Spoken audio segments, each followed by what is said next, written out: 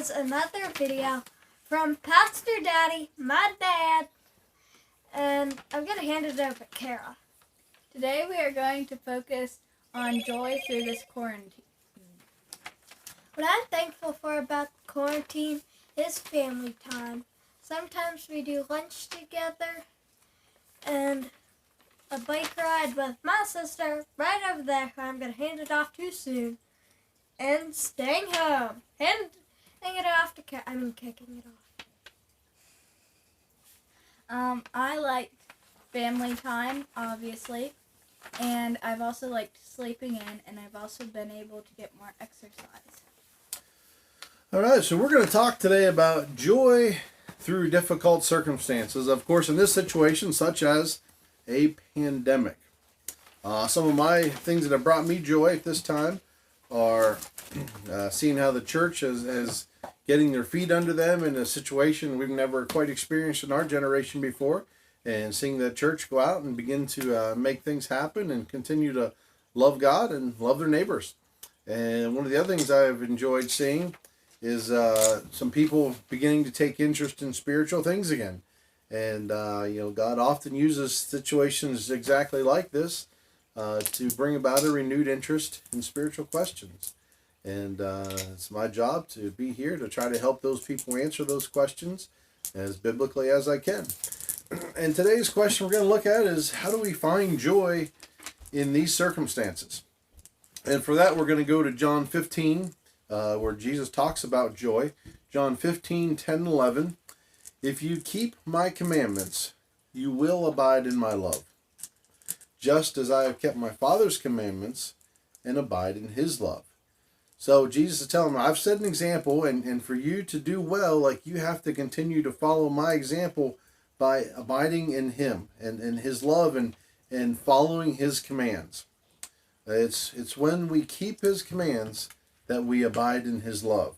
The verse goes on in verse 11, says, these things I have spoken to you, that my joy may remain in you, and that your joy may be full. And so sometimes you go through a situation like this, happiness is inevitably connected to our circumstances. The two can't be disconnected. They just are. Joy, on the other hand, joy is a lot different because it's not held hostage by the circumstances that are going on around us. Joy is more an attitude inside of us. A spirit of joy is when we look beyond the circumstances and we choose to trust God regardless of what's going on.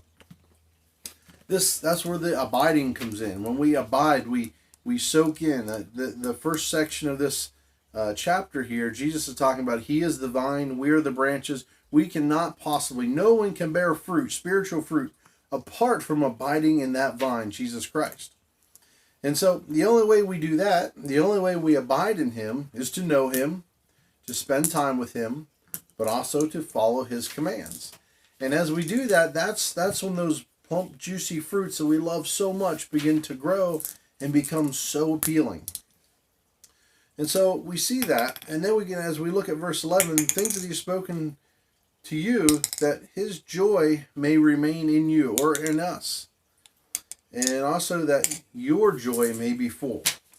So he tells us these things. He told us this whole section of John 15 to abide in him, to love him, to trust him, to follow his commands. Why? So that your joy may be full. It doesn't say anything about circumstances at all. The only circumstance here is what you decide to do with it. The only circumstances, the only variable in this equation is whether or not you and me, whether or not we abide in Christ and follow his commands. If we do that, our joy will be full. Doesn't mean we're going to love what happens. Doesn't mean everything's going to be all hunky-dory. We know that Jesus endured some great suffering. We know that all of his disciples endured great suffering. But listen to what Jesus says, what's said about Jesus, in John 12, or Hebrews 12:2. Looking unto Jesus, the author. I lost my spot there. Looking unto Jesus, the author and finisher of our faith, who for the joy that was set before him endured the cross. He knew that on this side of the cross was going to be suffering. but he knew there was a joy over here somewhere that he would get to eventually. And that's what he lived for. The joy that was set before him before he endured the cross, despising his shame, and has sat down at the right hand of the throne of God. When he got over here, he got to sit at the right hand of the throne of God. And that's where his joy was.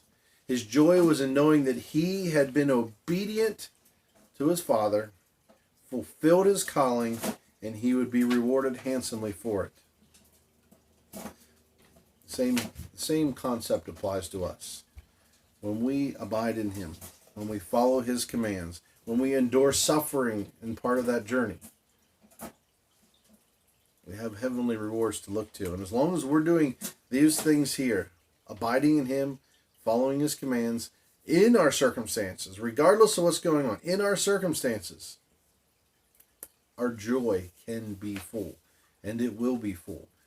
And as I go through this myself, the time that I've been able to spend with God on a personal level has been good. It has been rich. And we're going to talk more on Sunday morning about worshiping during this time. So hope you all are doing well, and God bless. Pound it! Pound it! Nugget! See ya!